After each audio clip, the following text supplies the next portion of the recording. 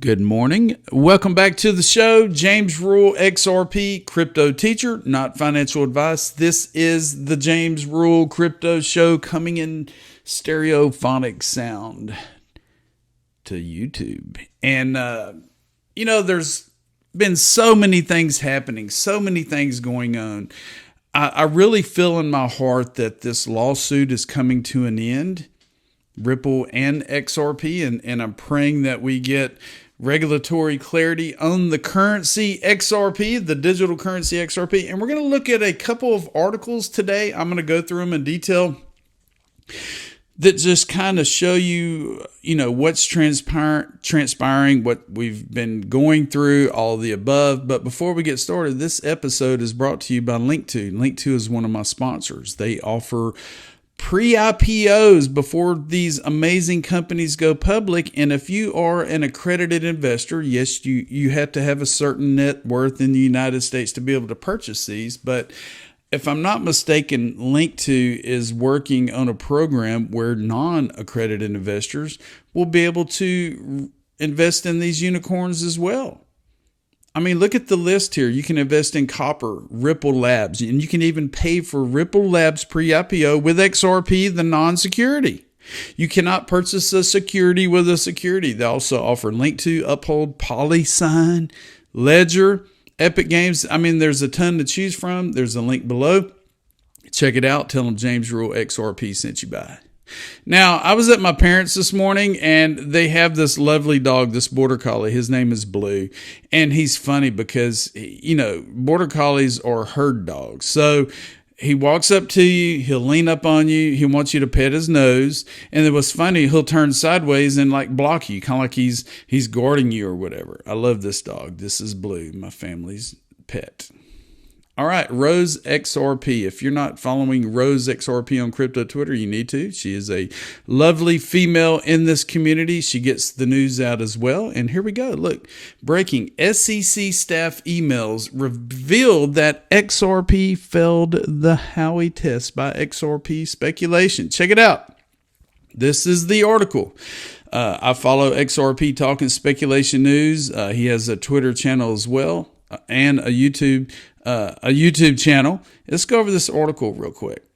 It says the U.S. District Court for Southern District of New York is yet to deliver a judgment on whether Ripple's XRP can be considered a security. In the meantime, the attorney representing XRP holders in the crucial Ripple lawsuit made a huge claim on the nature of the XRP token based on the SEC staff submission. XRP was never a security. Attorney John Deaton, amicus curiae in the XRP lawsuit, highlighted a footnote from Ripple's opposition and reply brief submitted in the court. It states that, quote, there are reasonable grounds to conclude that XRP does not satisfy all elements of the Howey analysis and therefore is not a security for purposes of the federal securities law. Hello. While Exhibit 230 also stated that it is more likely than not that XRP will not be considered a security and thus it should not be subject to regulatory oversight by the U.S. SEC and Gary Gensler and all the crazies out there. It is important to note that mentioned statement is from Exhibit 220, which is part of the SEC's emails. However, this raises a vital concern here.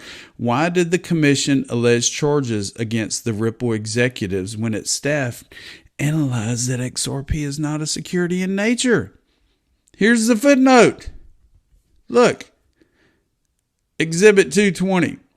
There are reasonable grounds to conclude that XRP does not satisfy all elements of the Howey analysis and is therefore not a security for purposes of federal securities laws. Adding further to the claim, the attorney pointed out that on June the 13th, 2018, the SEC enforcement lawyers pinned down a note analyzing XRP. However, the commission did not recommend any enforcement, including a cease and desist letter to halt trading of the token. In recent developments, the court rejected the U.S. SEC's motion to seal the Hinman speech link documents and emails. The memos will soon be out in public view, and hopefully everything that we've been talking about is discussed in those emails and documents.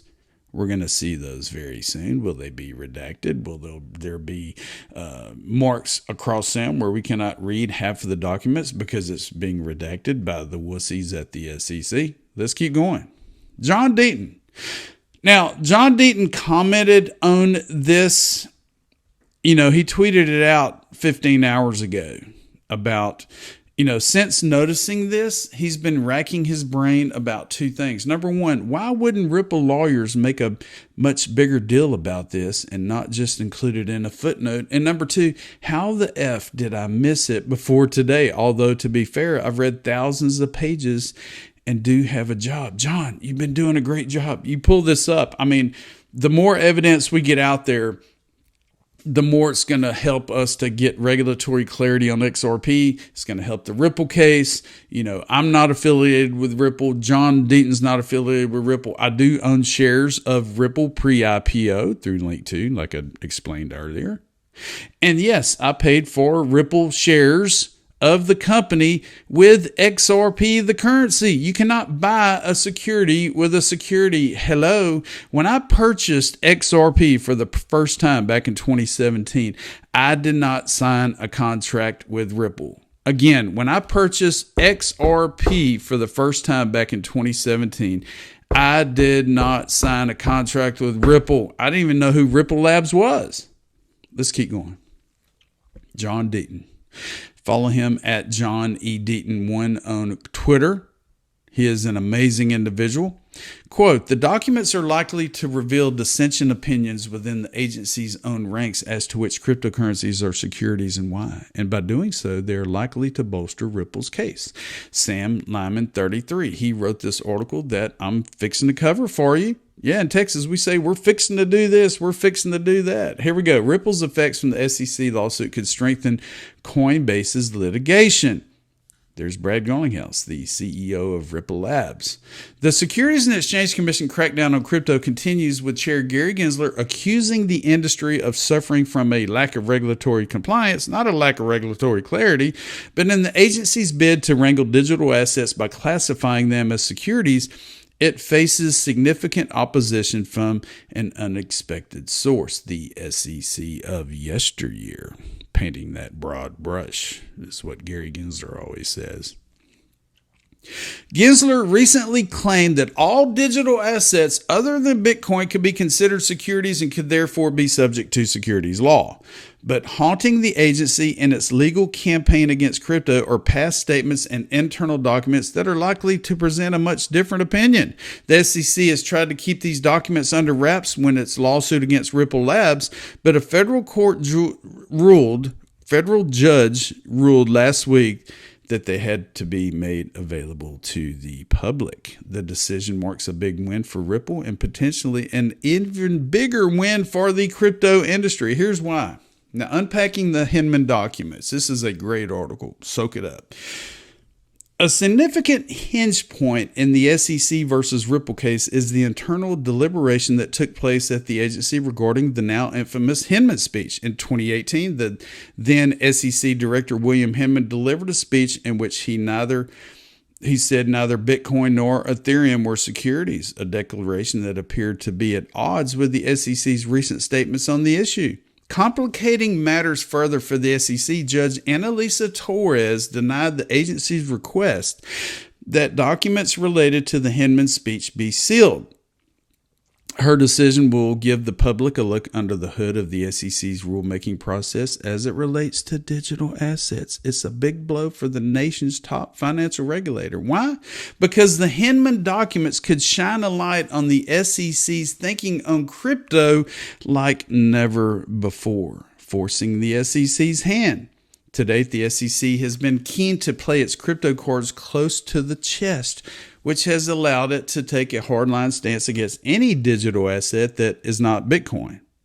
But with the release of the Hinman documents, Judge Torres is effectively requiring the SEC to show its hand. The documents are likely to reveal dissenting opinions within the agency's own ranks as to which cryptocurrencies are securities and why. And by doing so, they are likely to bolster Ripple's case. Quote, We know that some senior officials at the SEC discussed that there was a reasonable basis to conclude XRP was not a security, said John Deaton, a former federal prosecutor and the founder of crypto law. And if SEC staff believed XRP is not a security, it's reasonable for Ripple to believe the same. Indeed, recent released court documents reference communications at the SEC, including an email which says that there are reasonable grounds to conclude that XRP does not satisfy all elements of the Howey analysis and therefore is not a security for purposes of the federal securities laws. If the Hinman documents reveal more evidence of internal communications that contradict the SEC's current stance on digital asset regulation, it could be problematic for the agency, both in the court of law and in the court of public opinion. Meanwhile, it could strengthen Ripple's argument that the lack of regulatory clarity surrounding digital assets caused the company to lack fair notice of what was prohibited under existing law. Ripple effects, strengthening Coinbase's case. By the same token, the Hinman documents could also strengthen Coinbase's future litigation against the SEC. Coinbase arguably has an even stronger fair notice argument than XRP. That's because the SEC approved Coinbase's IPO in 2021, and it did so knowing full well that the company's business model was to list digital assets similar to XRP without a broker-dealer's license to sell securities.